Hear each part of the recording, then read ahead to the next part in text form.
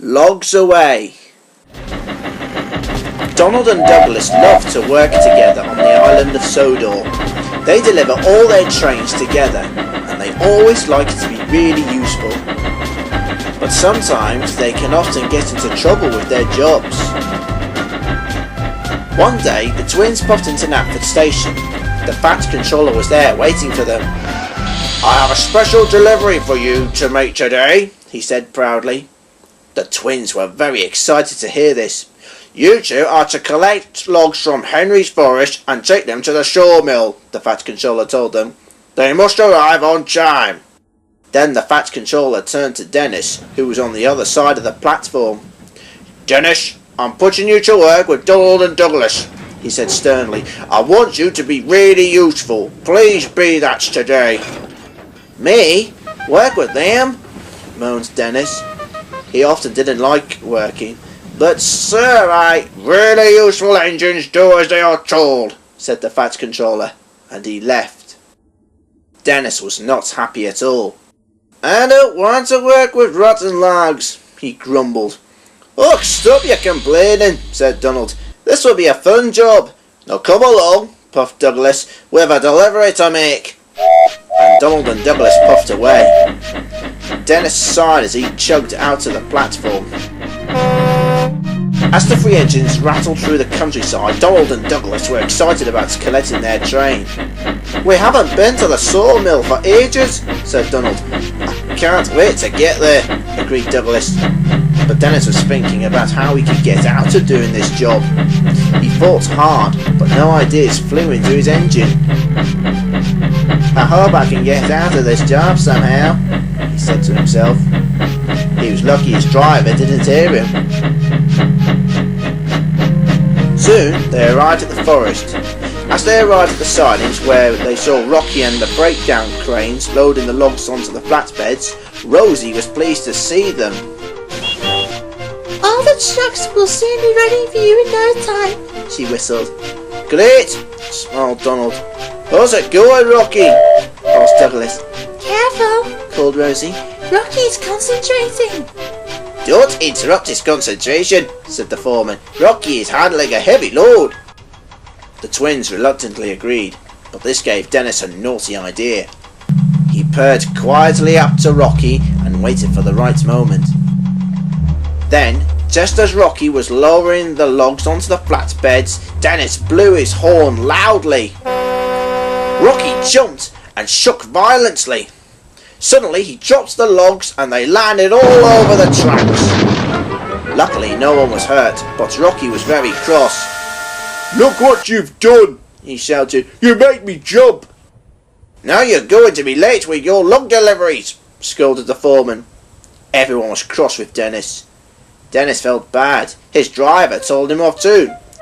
"You could have been hurt," he said. "I suggest you move aside so Rocky can try again." "Yes, sir," sighed Dennis. Soon the logs were loaded back onto the flatbeds and the engines were ready. The foreman spoke to the twins. "Remember, the track to the sawmill is steep," he cautioned, "so take care while going up there." "Don't fuss yourself," said Donald. "We'll be all right."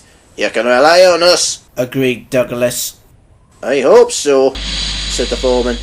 Then he walked over to Dennis, and he was stern with him. "You give all the help you can," he said. "Donald and Douglas won't be able to manage on their own for long." Dennis didn't say a word. He just gave a little smile. The foreman spoke to Dennis's driver.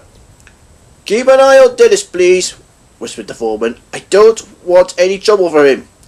"Oh, keep a close watch on him," agreed the driver. Then the guard blew his whistle, and with a mighty heave the engines moved the heavy train out of the yard. Rosie watched as the engines puffed out of sight. "I hope they make it there," she thought to herself. Donald and Douglas raced along the line with their heavy load. The trucks rattled and rolled as they puffed along. Dennis just groaned as he pushed from behind. "I wish I was in a siding having a rest," he moaned. "Come on, Dennis," called his driver. "Really useful engines are really busy ones. Remember that." Dennis did not like this at all. He wanted to let the twins deliver the train by themselves. The twins were using quite a lot of puff. Donald's face went red, and so did Douglas's face. "I'm feeling tired," puffed Donald. "I'll need a drink, please," panted Douglas. Douglas's driver checked the gauges and then had a thought. "We'll take on water before we puff up the hill," he called. The fireman agreed. "That way the twins can get all their energy back," he said. The train stops once before the steep hill. It's not as steep as Gordon's Hill, but it's hard to puff up. It's always important to take on water before going up the hill. If engines forget to take on water, then it will take a while for help to arrive, and the nearest telephone is at the sawmill. The engines puffed up to the water tower, feeling tired. "Just in time," said Donald's driver. He got out to put the hose into the tender. The fireman turned the tap, and Donald sighed happily as the water poured into his tender. "That's better," he smiled. "As soon as I've had my drink," puffed Douglas, "we'll both be ready to try for the hill." Everyone agreed, except for Dennis, who was still cross. His driver checked his engine and took out a tank of fuel and poured it into Dennis's engine. "Can we get a lorry to deliver our load?" asked Dennis. "Certainly not," scoffed his driver. "The tracks are the safest route to deliver logs to the sawmill. Please don't make this journey difficult, Dennis." Dennis sulked as his driver continued. Then he had an idea. Another naughty idea. "I think I can stop the train going up the hill without asking to stop," he sniggered to himself. His driver didn't hear this, which was a mistake. At last all the engines were ready.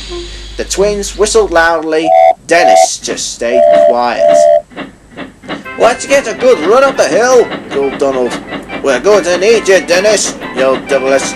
"Give us all the help you can." Dennis tooted his horn. "I'll help all that," he smirked.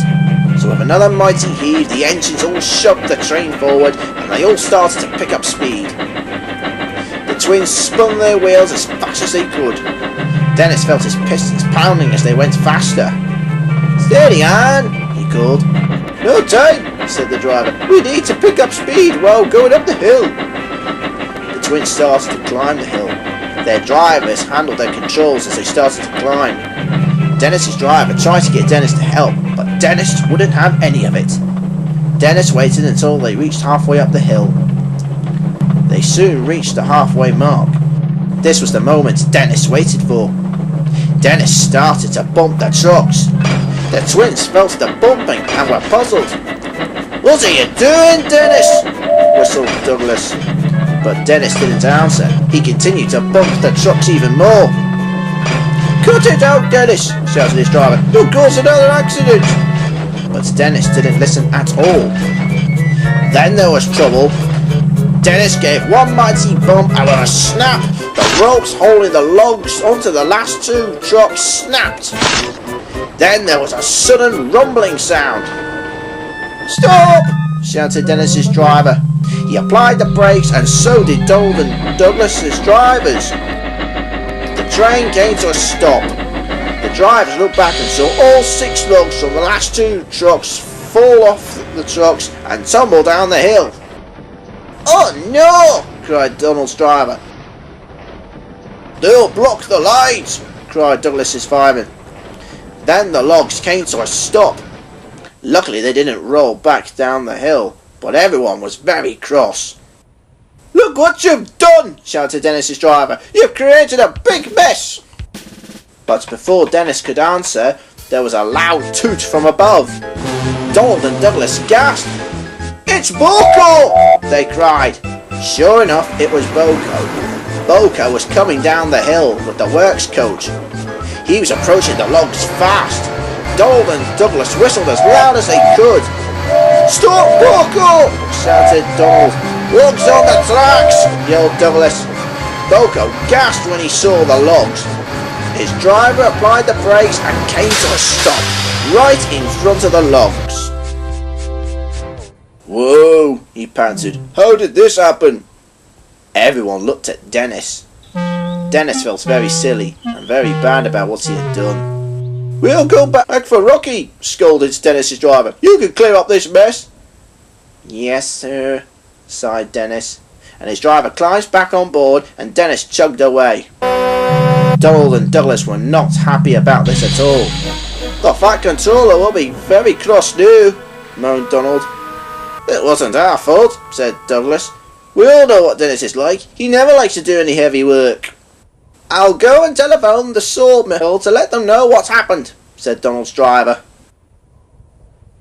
After a long wait, Dennis returned with Rocky, and Rocky went to work putting the logs back onto the flatbeds. This is the last time I work with you, Dennis, grumbled Rocky. I'm very sorry, sighed Dennis.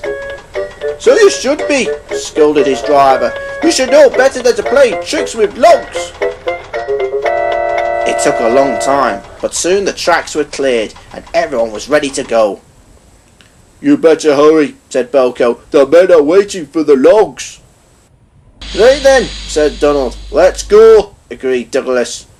No, Dennis, please help Donald and Douglas this time, called Dennis's driver. Yes, sir. I will, sir, chugged Dennis. So all three engines heaved and pulled, they pushed and puffed, until at last the train moved again. They pulled and pushed and pulled. Then at last, Donald and Douglas felt the tracks level off under their wheels. We made it, smiled Donald. Now, onto the sawmill, whistled Douglas. They reached the sawmill better late than never. The Fat Controller was waiting. He wasn't happy. He walked over to Dennis. Dennis, I am very disgusted with you, he boomed. I asked you to help Donald and Douglas, not cause chaos on the line. You nearly caused an accident. Luckily, the twins were able to save Borko from coming off the tracks. Dennis didn't say a word. For your punishment, the Fat Controller went on, you will stay in your shed until you can learn to be really useful. Yes, sir, sighed Dennis. The Fat Controller walked over to the twins. You two did your best. Now you deserve a rest, he smiled. Thank you, sir, smiled the twins. We'll stay here for a bit and then we'll go back, said Donald. Douglas agreed this was a good idea. What do you say to that, Dennis? He called. You wanted a rest and now you got one. Dennis just sulked and the twins chuckled.